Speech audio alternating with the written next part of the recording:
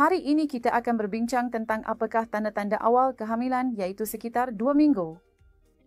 Biasanya pada minggu-minggu awal ini, tanda-tanda kehamilan sangat halus. Anda mungkin tidak mengalami apa-apa pun.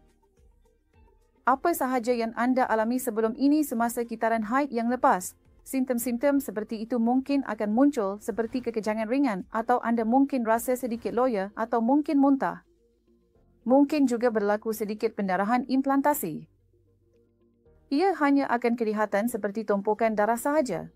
Selepas itu, anda akan mengalami banyak tanda-tanda, tetapi pada minggu-minggu awal, tanda-tandanya sangat tidak jelas. Namun, anda boleh terus melakukan ujian kehamilan untuk memastikan sama ada anda hamil atau tidak selepas anda terlepas haid. Terima kasih.